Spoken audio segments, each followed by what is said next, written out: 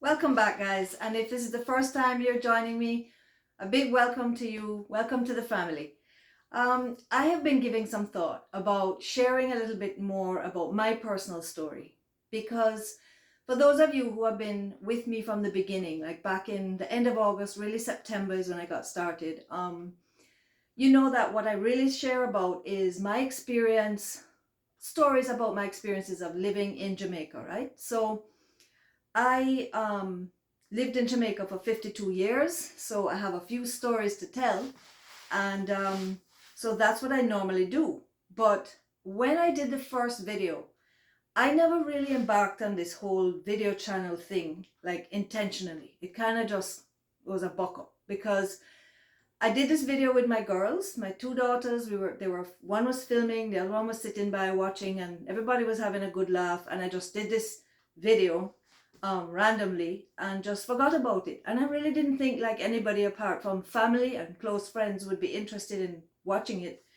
And about 2 weeks later, my phone just started blowing up, and I was like, wait, these are views and comments. And so I had no clue that like 3 months later, I would have like 4,000, over 4,600 subscribers. Please, a big up to all of you who have subscribed. I really appreciate your support. And then I have a couple videos that really took off. One of them has like almost 65,000 views. I'm like, you gotta be kidding me. Like, really? So I'm super blown away by that. And anyway, so that's the history of how this little channel started. And here I am now recording my 20th video. And I guess I'm at the point now where I guess I'm out there, right? So I might as well just tell you some of my stories. So because I'm getting to know you guys in the comments, and it's only fair that you should know a little bit more about me too. So one day I'll actually share the history of my family, like going back generations in Jamaica. But this time what I'd like to share with you is like how it was that I came to be raised in this beautiful island that has become such a big part of my heart and who I am. So I was the only one in my family, of all my three siblings, that was actually born in the UK. My older brothers and sisters, my brother and sister rather, were born in Jamaica, but they were sent away to school in England. And it was the flip for me, and I'll explain why. It's because my grandmother had property in Jamaica. And at the time, well, she died a year before I was born. So sadly, I didn't get to meet her. And I've heard so many amazing stories about her, so many interesting stories that I will share some with you one day. But so I didn't get to meet her, and that's the thing. But because of the timing of her death, my mom and dad were in England at the time when she died because my father was British. And so they packed up and they came and moved back to Jamaica to look after the property. And that is why they brought me with them on a banana boat at 8 months old to come back to Jamaica. So I was raised in Jamaica. So the irony of this is that although I'm the one who was raised in Jamaica, and I feel like I born and grow there, because 8 months, let's face it, I don't remember anything before I was 8 months. But I had to be a naturalized citizen, whereas my brother and sister are Jamaican born. So there you have it. That's the story. But Jamaica raised me, guys. That's the truth of it, and it's in my heart, and it's who I am. And so yeah.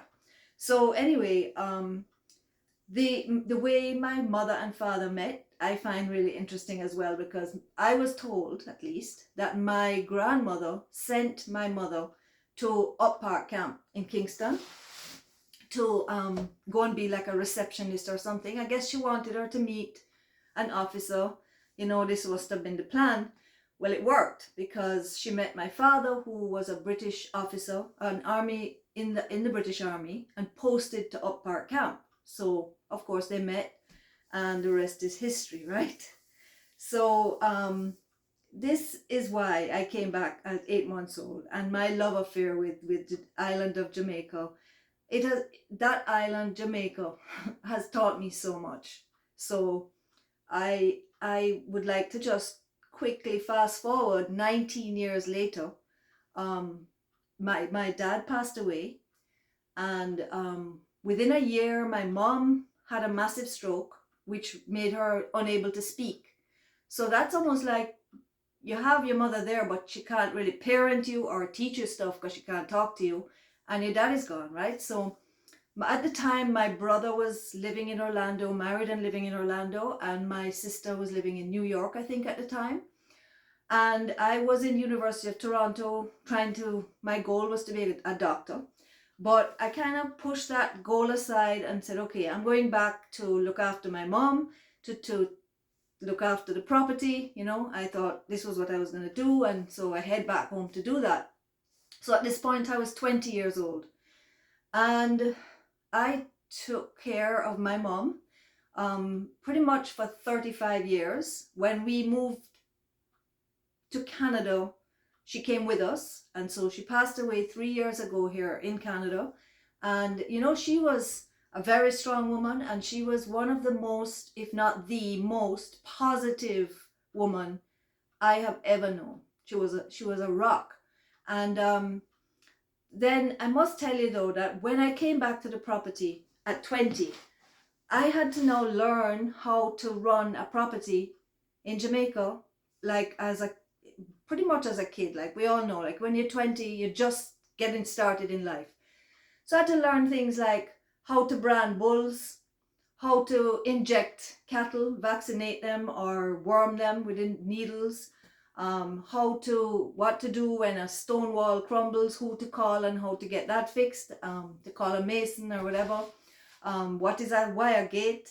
What is tansy bush, like the bush that grow in the pasture, and how to get rid of it, and how to clean a cattle crossing, and how to run the herd of cattle through the tick dip so that them don't have ticks. And I'm telling you, it was how to even shoot a firearm, because it's a farm life. So I had a lot to learn, and that is just like the tip of the iceberg of all the things that was kind of coming at me. There was like things like taxes and statutory deductions and all of this, and it was like just in front of me there to learn. And somehow, some way, by the grace of God, I got through it, and it became very good at it eventually. But it was tough them times. So anyway, that's just a little slice of my life and how things were in Jamaica for me, and the circumstance around why everything went the way it went. And here I am today telling you guys stories about my life in Jamaica. So I'm having a great time with you, and I hope that you're enjoying these. Please share, please subscribe, the drill.